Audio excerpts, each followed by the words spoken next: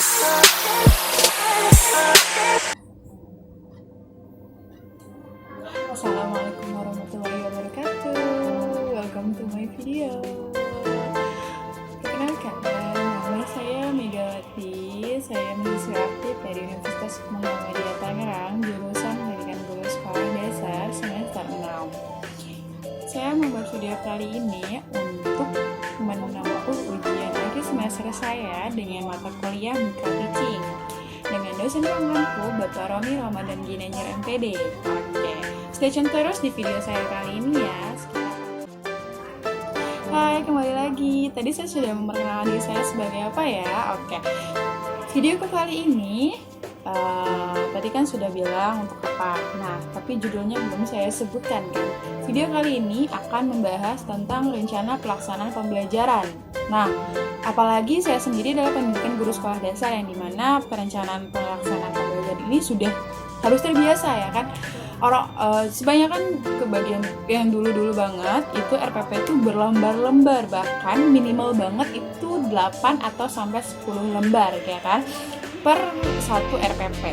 Misalnya kayak RPP dengan tema, sekarang dengan tema ya untuk anak SD sendiri, misalnya tema 1 kelas 1 RPP-nya aja minimal bisa 10 lembar. Itu saya ngetik atau saya nuliskan. Oke, saya akan membahas video kali ini tentang RPP 1 lembar yang telah saya ringkas.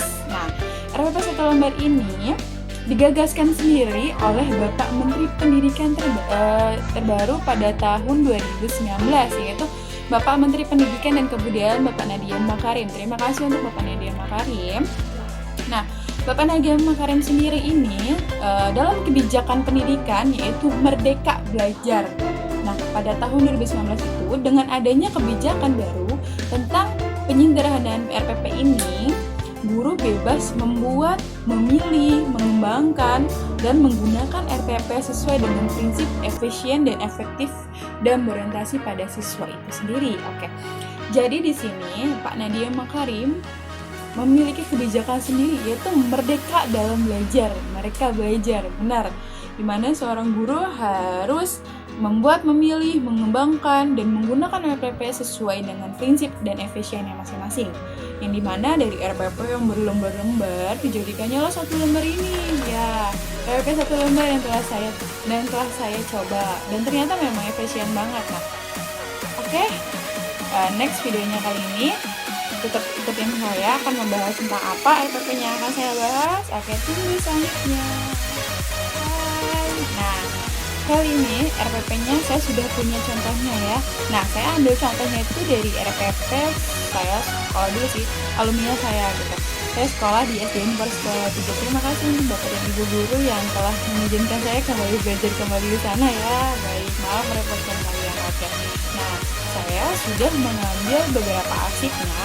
Nah, RPP-nya ini contohnya saya ngambil dari kelas 6. Kelas 6 semester 1, tema 3 pembelajaran 1. Tapi saya mengambil dengan subtema 1. Nah, di sini sebelah kanan saya adalah RPP arsip aslinya yang memiliki satu tema itu minimal 8 halaman. Nah, yang di sini telah saya gagas. Saya telah mengikuti gagasan Bapak Nadiem Makarim yang dimana 1 lembar dan telah mengikuti Kemendikbud ya kan. Yang dimana hanya cukup 1 lembar saja. Oke. Nah, dari RPP yang dari sekolah saya itu kan itu memiliki beberapa aspek. Yang pertama itu kayak tujuan pembelajaran, kompetensi inti, kompetensi dasar, kegiatan inti, terus aspek penilaian ya kan, terus metode pembelajarannya seperti apa, terus sumber dan belajar. Banyak banget kan, minimal banget itu RPP-nya itu 8 lembar. Apalagi kalau misalnya dalam tema 3 itu memiliki subtema sampai 8 atau 10 itu bisa berapa ribu lembar ya. Nah, yang sebelah kiri saya tadi itu adalah RPP 1 lembar. Nah, dia itu hanya memiliki 3 aspek yang ditentukan oleh Bapak Nadiem sendiri, yaitu tujuan pembelajaran, kegiatan pembelajaran, dan penilaian. Nah, sebenarnya gak beda jauh RPP 1 lembar dengan RPP yang digagaskan dari dulu, oke? Nah, RPP 1 lembar sendiri itu bagaimana Pak Nadiem Makarim bilang kan, seorang guru harus bisa mengembangkan, memilih, dan menentukan. Seperti itu. Nah, RPP 1 lembar ini sebenarnya lebih efisien sih bagi saya sendiri. Oke. Nah, dari rencana pelaksanaan pembelajaran yang saya ambil dari kelas 6 semester 1 dengan tema 3 yaitu tokoh dan penemu. Subtema 1, penemu yang mengubah dunia, pembelajaran 1. Nah, tujuan pembelajaran dari RPP yang saya ambil sebenarnya nggak beda jauh dengan tujuan pembelajaran lainnya. Minimal banget biasanya tujuan pembelajaran itu 3 atau 5, ya kan, sesuai dengan pembelajaran yang kita ambil. Nah, tujuan pembelajaran yang pertama yaitu dengan membaca, siswa mampu menyebutkan informasi penting dari teks eksplanasi yang dibaca tentang penemu yang mengubah dunia dengan mandiri. Yang kedua, setelah membaca, siswa mampu mempresentasikan informasi penting dari teks eksplanasi yang dibaca tentang penemu yang mengubah dunia dengan peta pikiran yang tepat. Dan yang ketiga, dengan mengamati, siswa mampu mengidentifikasi komponen-komponen listrik dan fungsinya dalam rangkaian listrik sederhana dengan tepat. Yang keempat, setelah pengamatan, siswa mampu menyajikan hasil pengamatan tentang komponen-komponen listrik dalam rangkaian listrik sederhana dan fungsinya dengan tepat. Yang kelima, dengan mengamati dan melakukan wawancara, siswa mampu mengidentifikasi perubahan sosial budaya dalam kehidupan masyarakat atas ditemukannya listrik dengan tepat. Yang keenam, dengan mengamati dan melakukan wawancara, siswa mampu melaporkan perubahan sosial budaya masyarakat dengan ditemukan listrik dalam bentuk peta pikiran dengan sistematis. Nah, tujuan pembelajaran sendiri aja tidak berbeda ya dari apa yang dikemukakan oleh Bapak Nadia Makarim dengan RPP yang sebelumnya atau yang telah lama sering digunakan oleh para guru di Indonesia. Baik.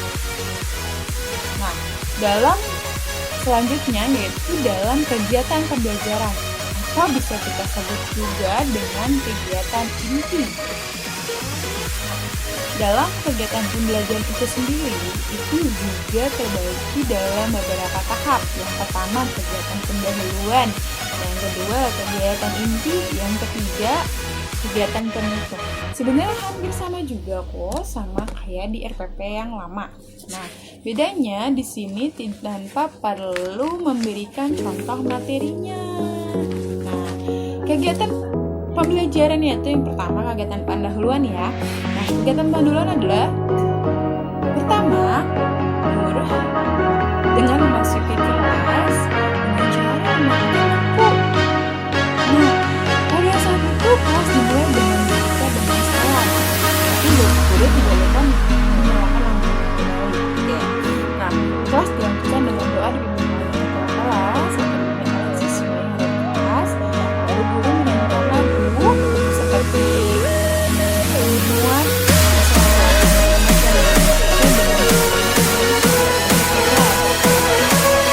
terus pembiasaan membaca atau menulis akan mendengarkan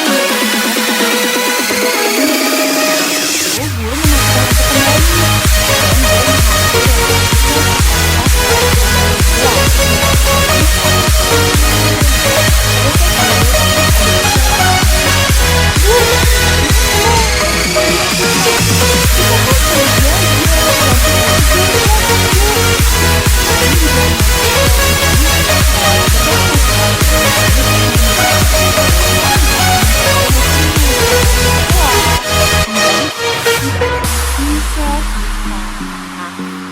selanjutnya adalah kegiatan inti. Yang pertama, guru menjelaskan sekitar materi yang akan dijelaskan. Misalnya, bisakah kita hidup tanpa listrik? Terus, bagaimana zaman dahulu tanpa listrik? Nah, guru membagikan siswa menjadi beberapa kelompok. Misalnya, kelompok A, B, dan C. Nah, siswa menyoroti media tentang materi yang diajarkan oleh guru. Misalnya kayak lampu dimatikan, kipas angin dimatikan.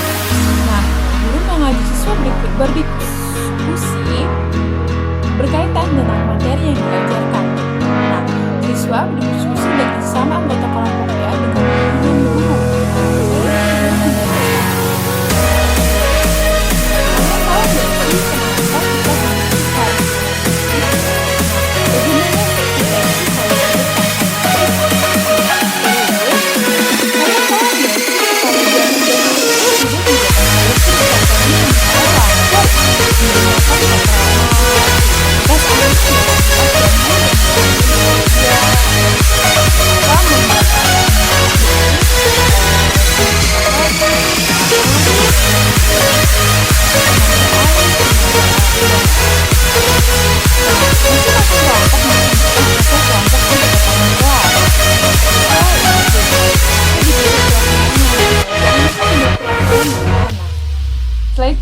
memberi penguatan tentang jawaban siswa program kelompok. Misalnya gini, contohnya dia ke depan. Nah, dia menjelaskan tentang si listrik ini. Misalnya, Bu, listrik itu kan contohnya dari misalnya kipas angin. Kipas angin itu kan dari listrik. Nah, listrik itu kan ngalir dari PLN. Dia kan dengan cara sederhana ya. Nah, tapi guru jangan lupa menjelaskan kembali gitu. Padahal mereka sudah diberikan contoh dalam LKS mereka ya, lembar kerja siswa mereka tentang penemu yang mengagumkan. Penemu yang mengubah dunia. Nah, di sini listrik itu pengubah wajah dunia, Nak. Nah, di situ bersama guru siswa menjelaskan kembali pengamatan yang telah siswa lihatnya. Misalnya kayak gini, listrik pengubah wajah dunia. Listrik telah membawa banyak perubahan dalam kehidupan masyarakat di dunia. Penemunya yaitu Michael Faraday, adalah kakak penemu arus listrik. Faraday lahir pada tahun 1791 di Newton, Inggris. Ia berasal dari keluarga miskin dan hanya sebentar merasakan pendidikan di sekolah. Wah, hebat sekali penemu ini. Dia tidak bersekolah seperti kita. Dia bahkan tidak sampai lulus sekolah. Mungkin baca dan tulis pun dia agak sulit ya memahaminya. Terus dengan perjuangan keras dan semangat pantang menyerah, ia akhirnya berhasil membuat alat sederhana bagaimana perjalanan listrik hingga sampai ke rumahmu. Oke, ayo anak-anak kita buat ya contoh arus listrik yang pernah dibuat oleh penemu kita yaitu Michael Faraday. Nah, yang pertama yaitu contoh buat siswa kayak rangkaian paralel. Sorry, ini gambarnya emang gak terlalu jelas, tapi nanti saya akan tampilkan rangkaiannya di video ya. Nah, rangkaian seri paralel, misalnya contohnya kayak rangkaian seri dengan rangkaian paralel.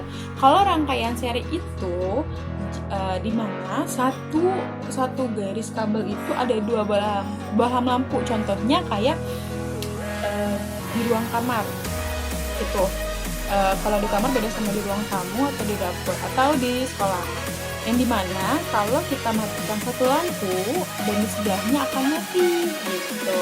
Tapi kalau untuk seri paralel itu biasanya digunakan di rumah atau di ruang-ruang yang sangat besar. Yang misalnya satu seri paralel ini satunya ada yang mati bohlamnya, putus lah gitu kalau lampu pertama ya.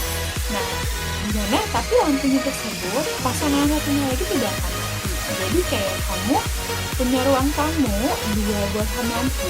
Nah, yang satunya padam, tapi yang satunya tidak. Itu termasuk dalam seri paralel. Sedangkan kayak kamu di kamar, ya, kamu punya 2 bohlam lampu, tapi ternyata kamu nggak sadar yang masangnya seri. Jadi yang satu mati, yang satunya ikut mati. Jadi pada saat dinyalakan itu tidak akan pernah hidup. Gitu. Nah, pada saat kamu cek kenapa nih mati, tapi ternyata wah bohlam lampunya satu sudah mati, gitu, sudah padam. Akhirnya diganti dan akhirnya nyala dua-duanya. Beda dengan keuntungan dengan seri paralel ya. Nah, selanjutnya di mana kegiatan bersama dengan orang tua. Nah, guru mengajak siswa membuat rangkaian seri paralel. Misalnya disiapkan satu buah kardus ini ukuran misalnya 40 kali 30 cm. Guru lalu siswa disuruh menyiapkan beberapa kabel. Nah, kabelnya itu minimal berapa meter? Misalnya siswa minimal 2 meter atau maksimal 5 meter membawa gitu. Terus membawa bahan minimal 5 tangan. Terus membawa lem, membawa baterai minimal 2. Baterainya berapa volt? Baterainya misalnya guru misalnya kedua atau sekitar 240 volt minimal. Yang rendah saja ya. Nah, lampunya itu minimal yang 5 watt atau 2,5 watt. Ya, itu yang paling kecil banget yang bisa kita beli dimanapun. Nah, kayak gitu nanti guru bisa mengajarkan siswa tentang yang namanya membuat seri paralel dan rangkaian seri. Nah, setelah itu guru memajangkan apa yang telah dibuat oleh siswa dan menampilkan kepada orang tua murid. Hari ini siswa telah membuat rangkaian seri paralel dan paralel. Nah, ini dari kelompok ini, dan kelompok ini. Nah, pemahaman mengenai materi yang dipelajari kembali oleh siswa di rumah bersama orang tua guru memantau pembelajarannya kembali. Guru tidak pernah lupa untuk memantau kembali materi yang telah dipelajari di kelas. Misalnya gini, jangan lupa ya di rumah pahami apa yang telah kita pelajari tadi di kelas. Misalnya buat listrik, coba tanyakan kepada ayah kamu, listriknya seperti apa. Nah, kegiatan penutupnya, siswa mampu mengumpulkan hasil belajar hari ini. Harus bisa minimal banget itu 2 atau 3 siswa yang bisa mengemukakan. Misalnya gini, manfaat dari listrik itu sendiri apa? Terus penemunya itu siapa? Dan bagaimana dia bisa menemukannya? Nah, itu minimal banget ya. Nah, terus guru memberikan penguatan dalam materi tersebut dan kesimpulannya. Jangan pernah lupa guru memberikan kesimpulan dalam kelas ya. Karena kesimpulan itu sangat penting, siswa akan memahami kesimpulan itu sendiri gitu. Misalnya kesimpulannya gini, betapa pentingnya peranan listrik bagi kehidupan manusia. Tanpa listrik tentunya kita akan mendapatkan banyak kesulitan dalam mengerjakan aktivitas sehari-hari. Namun demikian, kita juga harus tetap bijaksana menggunakan listrik dalam kehidupan sehari-hari. Ingat ya anak-anak, selalu hemat dan bijak dalam menggunakan listrik di rumah ataupun dimanapun. Kalau kalian telah meninggalkan kelas ini, jangan lupa mematikan lampu dan mematikan kipas anginnya. Apalagi kalau di rumah, kalau misalnya kalian mau tidur, jangan lupa matikan lampu gitu. Nah, selanjutnya, guru menyanyikan salah satu lagu daerah nasionalisme seperti untuk Yamko Rambiamko atau yang lainnya, Bunga Jempo atau yang lainnya ya. Salam dan doa penutup dipimpin oleh salah satu siswa. Nah, itu adalah kegiatan pembelajaran dari RPP 1 lembar, di mana guru harus bisa mengembangkan segala hal yang ada di RPP tersebut, tidak beda jauh. Selanjutnya adalah penilaian. Nah, penilaian di sini jadi 3 tahapan. Sebenarnya sih nggak beda jauh sama RPP yang sebelumnya ya. Yang dimana satu adalah penilaian sikap, yang kedua penilaian pengetahuan, yang ketiga adalah penilaian keterampilan. Nah, penilaian dalam tema kali ini itu mencakup penilaian sikap. Yang pertama, penilaian sikap. Dalam penilaian sikap ini ada teknik tersendiri, yaitu diambil dalam observasi. Nah, instrumennya format penilaian sikapnya yaitu jurnal maksudnya. Jadi dalam observasi tersebut, guru mengamati siswanya. Jadi pada saat pengamatan tersebut, guru itu tidak pernah lupa dalam kegiatan berlangsung melihat dan memantau siswanya itu seperti apa. Misalnya melihat bagaimana memasang kabelnya itu jadi rangkaian seri, terus bagaimana itu bisa menyala dan apa yang tergabung dalam baterai tersebut dan mengapa bisa menghantarkan listrik seperti itu. Nah, yang kedua pengetahuan. Nah, pengetahuan ini tekniknya itu tes tulis. Jadi instrumennya itu lembar latihan pada buku siswa. Misalnya dalam lembar tugas siswa tersebut di tema 3 di halaman berapa, ya kan? Nah, dalam tes tulis tersebut pasti menentukan siapa penemu listrik. Nah, tahun berapa dia membuat listrik dan bagaimana listrik itu terjadi dan apa aja yang tergabung dalam baterai, apa aja yang bisa mempengaruhi listrik seperti itu. Nah, yang ketiga adalah penilaian keterampilan. Nah, penilaian keterampilan sendiri itu melihat dalam sebenarnya penilaian keterampilan itu nggak beda jauh sama penilaian sikap. Jatuhnya tetap dengan teknik observasi. Nah, instrumennya itu sesuai dengan format penilaian keterampilan tersebut. Nah, dalam keterampilan kan masih observasi itu pengamatan. Nah, guru melihat di situ siapa siswa yang paling aktif dalam keterampilan tersebut. Misalnya kayak dalam merangkai listrik tersebut ya. Nah, siapa yang paling aktif dan siapa yang paling energik dalam misal, aku pengen yang gunting, nah aku pengen yang nempel, nah gini-gini. Terus saya sudah selesai, nah saya seperti ini. Walaupun dalam kelompok dia akan menjelaskan, misalnya si ini yang menempel dan saya yang menjelaskan. Nah, itu bisa dilihat dari situ dalam keterampilannya dia. Jadi keterampilan sendiri itu berlangsung pada saat observasinya atau dalam kegiatan belajar berlangsung. Sudah mendengarkan tentang RPP 1 lembar kan? Nah ya, Jadi sebenarnya gak ada beda jauhnya sih RPP yang satu lembar sama RPP yang berlembar-lembar gitu. Menurut saya, sesuai dengan kemampuannya masing-masing bagaimana mencakupi RPP tersebut dan mengembangkan RPP tersebut. Oke. Jadi setiap pendidik dan pengajar itu sesuai dengan kemampuannya masing-masing menanggapi sebuah rencana pelaksanaan pembelajaran ya. Sebagaimana mampunya aja ya. Jadi setiap RPP itu nggak yang dimana ya, seharusnya tidak dipaksakan gitu, tapi kalau perlu ya harus belajar dan harus mau melakukan hal baru gitu. Apalagi banyak generasi baru kayak kita ini ya kan, yang dimana harus terus dan harus terus mengejar kemajuan zaman ya kan ya.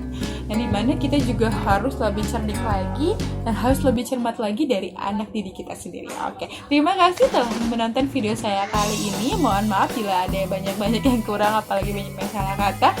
Saya mohon maaf. Wabillahi taufiq wal hidayah. Wassalamualaikum warahmatullahi wabarakatuh. Dadah.